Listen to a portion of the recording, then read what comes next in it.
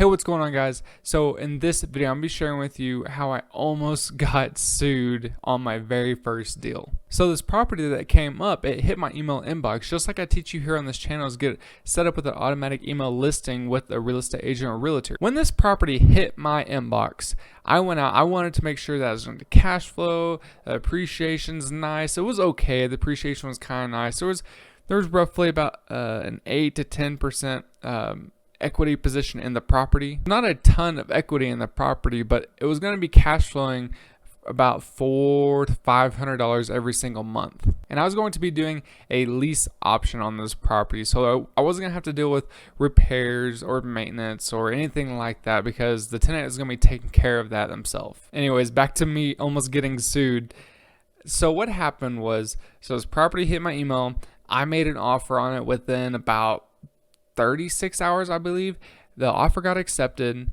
When the inspection came back, there was quite a few things that needed to get repaired, including the roof. So naturally, I was asking the seller if they would fix all these issues, and surprisingly enough, they were okay with fixing all this stuff, which to me as a first-time investor, and it's my very first property, that was awesome. Like, well, shoot, I can ask for this stuff all the time. Which you can, and you should. Anytime something comes up in the inspection that needs to get fixed, ask for it. It doesn't hurt to ask. Fast forward about 2 weeks. Now we're into about the third week of this property. Inspection period is done. My due diligence is done. Everything is done. New roof. I think there was new windows as well. I was feeling pretty good about myself.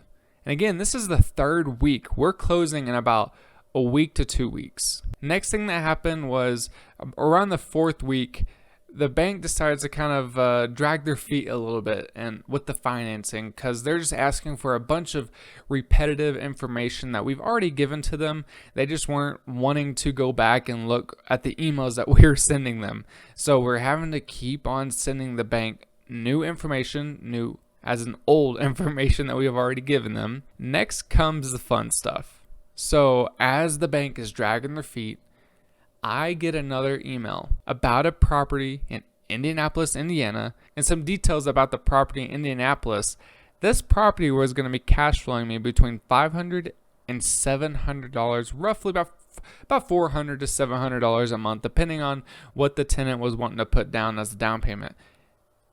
It was screaming to me. This property was screaming. I knew in my heart that I had to get this property. This property in Indianapolis was the property for me to be my very first property. So I got my real estate agent out there, got some videos, got some comps. Equity position was higher.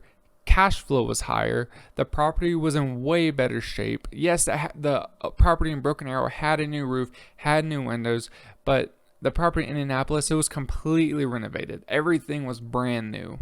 Again, I just knew this property in my heart was the property for me. I wasn't in love with the property, like personally, I wasn't in love with it, but I was in love with the numbers that it was going to provide for me. This is where it gets really interesting and very, very sketchy. I believe the first thing I do is I call the bank that is giving me the loan on the property in Broken Arrow, Oklahoma, and I call them up. I let them know kind of the situation.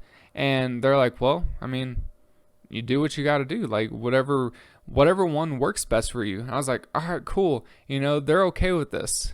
And then I call my real estate agent. I tell her exactly what's going on. And she flips out on me. What she does is she's telling me all these things. They're going to sue you for the price of the property. I'm going to get into that in a second.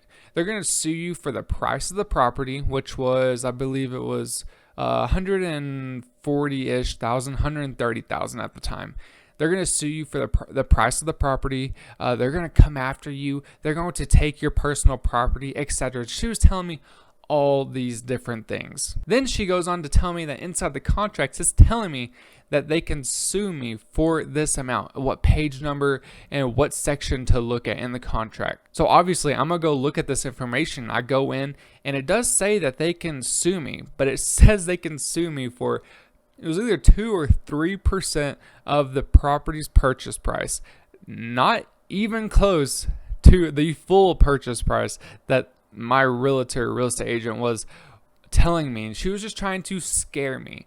So with that being said, I can already tell that she's just trying to scare me into getting her own commission. But this is scary, you know? This is my very first property, and they're talking about suing me. I had some internal wrestling to kind of do. I either go with this property that I know will indeed make me a lot more money, or go with this property that I've already committed to. I'm laying down on my bed and I'm wondering, why haven't you subscribed to this YouTube channel and turned on bell notifications so you get notified when I upload a new YouTube video? Because I'm always teaching you about real estate investing. So again, hit that subscribe button, turn on bell notifications so you get updated. Anyways, actually, I am laying on my bed and I am thinking to myself, what am I going to do? Because I am petrified. I am so scared that they can sue me, because even in the contracts, it says the 2 to 3%. So either that's, $3,000 to $4,000 that they can sue me, which is fine because I have it. But again, that's still scary because, what if I'm wrong? What if I'm reading that wrong? What if she's right saying the full price? They can sue me for the full price. So I am horrified. I am so scared in this situation. And I think you would be too. I mean, someone's going to sue you for $3,000, $4,000, $5,000. Like that's scary stuff. Like that's not a ton of money, but still it's scary. The very next day, I send that real estate agent a text saying, I want to pull out of this deal. Send me the paperwork so I can pull out of this deal. So she sends me paperwork. I sign it. They sign it. Boom, we go separate ways. I end up closing on this Indianapolis property, and it has been wonderful to me ever since. If you've ever been in that type of situation, comment down below.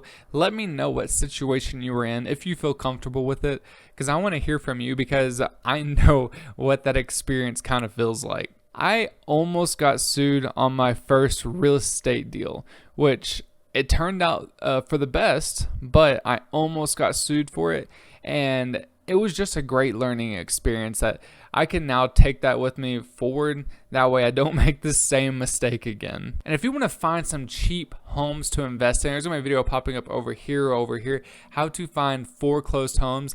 You can get these properties for very, very cheap. So until next time, guys, I'm out. See ya.